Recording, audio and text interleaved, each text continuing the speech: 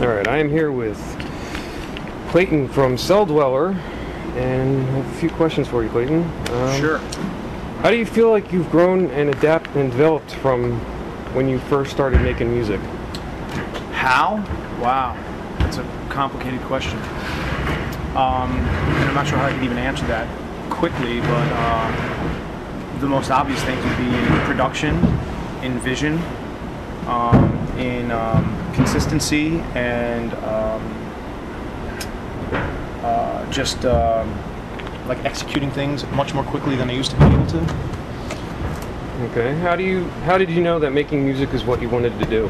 Because I was studying to be a doctor, and I hate people so much that I just couldn't go through with it. All I wanted to do was ever play music, and at that time practice drums. You look like a doctor. Yeah, see, that's what I'm saying. Who would you say has influenced your music and your life? Again, that's such a broad question. Family is very important to me, so my family indirectly has. The rest of the world has done its share. It's like, you know, you are a product of your own environment, and I'm basically a product of how I grew up, and that kind of shaped who I am. You know, I spent a lot of time as a kid getting beat up by all the other kids in school, and I guess that turned me into an adult prick. What has it been like to see your music selected for various video games, movies, and TV shows? It pays my bills. So I don't get really ever caught up in you know, over glamorizing what it is. In fact, most of the music, or most of the movies, video games, and television shows that my music has been in, I haven't even really seen myself. It's just I get a call from management saying, hey, this has been placed, and I'm like, great, and then what's next? Okay. What was it like to work with illusionist Chris Angel? I mean, he and I have been friends for a long time. So we had a show together. Excuse me. We had a show together for about 6 years, and actually both of us at that point were kind of on a much lower scale in the grand scheme of things. So over the last years, I mean, he's opened his show in Vegas and has his own television show, and it's been cool, kind of both to watch each other kind of like sprout.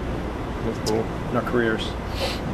How do you come up with a concept for an album, and what's your process of creation? There are rarely concepts for my albums. My albums conceptually are just stories about my life. So if they end up sounding conceptual, it's probably because I wrote the lyrics around the same time. What was the second question? What's your process of creation? Well, there really is none. It just depends on what inspires me. It might be a drum beat, it might be a vocal idea, it might be a lyrical idea, it might be a visual that someone gives me and says, hey, I want you to score a piece of music to this. So the process is just opening up like Pro Tools or something like that, and I just start working, I just start writing. You're very interactive with your fans, even allowing them to view and interact with some remix sessions. How was that experience? It's been great. I mean, we have generated thousands of different remixes for probably 10 or 12 of my tracks. We've actually opened the remix community, which is fixedremix.com, fixedremix.com. We've opened that up to other artists too. We're about to host we're about to open that up. We have opened that up to other artists. We're hosting a Frontline Assembly remix competition pretty soon, and I know we're in talks with some other artists as well. So it's been cool. It's been the reaction's been pretty good. Cool.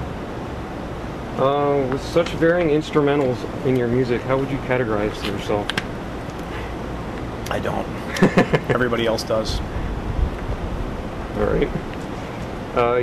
You are releasing "Wish Upon a Black Star" currently in a digital chapters of 2 songs each. Could you comment on that?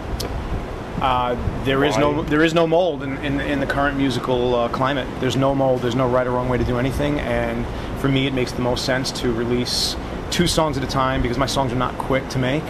Right. So when they're done, I craft those, put them together, release them with instrumentals, and generally about 20 or 30 versions of demos of those songs. So you can kind of, for fans, can hear the progression of how the song started, maybe in its original form as a demo, all the way up to the final product. And that's really worked. That's worked well for me. Now another kind of fun question: what is your favorite city to play in, and why? I don't have one because I haven't been to enough to really. I'm hoping Tokyo is, but I haven't been there yet. We'll be there in December. That's awesome. I'm a footage fan.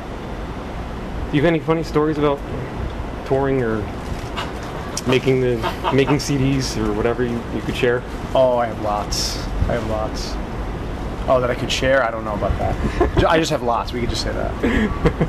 And lastly, where do you see the future of music heading, and where do you see yourself in that future? Well, I've always been one of these artists that never really has concerned himself with where other people are going with things. It's more about where do I want to go. So I'm not sure where music is headed at all. I don't think anybody really is. It's more, for me, it's more about where am I headed. And, you know, the whole touring aspect of this is kicking up again for me, so I'm excited about that. And I think there's going to be a lot more... I do plan on doing film work, like actually scoring maybe movies, constantly writing as an artist, probably doing remixes, collaborations. I mean, it's a wide open path in front of me, and I can pick any direction I want, and probably a few paths simultaneously. Well, cool. Well, thank you for the interview. No problem.